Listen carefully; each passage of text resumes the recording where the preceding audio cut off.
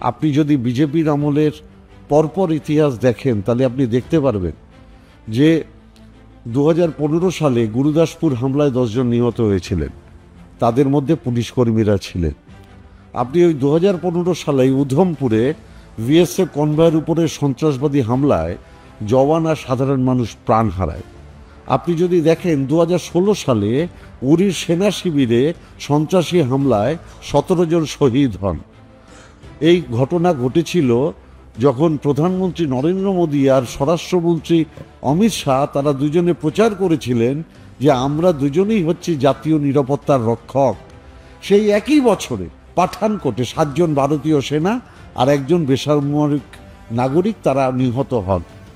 2019 সালে পুলওয়ামা সমস্ত খবর থাকা সত্ত্বেও 40 জন সিআরপিএফ জওয়ান প্রাণ হারান।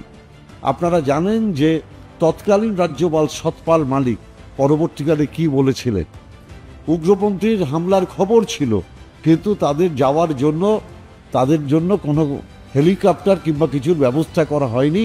2020 সালের 19শে জুলাই আমাদের মাননীয় প্রধানমন্ত্রী দাবি করেছিলেন না কেউ আমাদের সীমান্ত পেরিয়ে প্রবেশ করছে, না কেউ ভেতরে ঢুকে আছে। এই ঘটনা ঘটার পরে 2025 সালে আপনারা দেখুন পহেলগাঁওয়ে 26 জনের প্রাণহানি হলো। তাহলে প্রধানমন্ত্রীর কথার মূল্য থাকে না, দেশের স্বরাষ্ট্রমন্ত্রীর কথার মূল্য থাকে না, দেশের মানুষ নিরাপত্তাহীনতায় ভুগছে।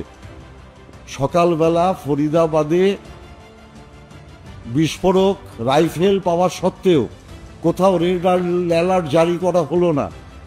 রেড অ্যালার্ট জারি করা হচ্ছে কখন না ঘটনাটা ঘটে যাওয়ার পরে। তাহলে কি বিজেপি সরকার চাইছে এই ঘটনা ভারতবর্ষে বারবার ঘটুক?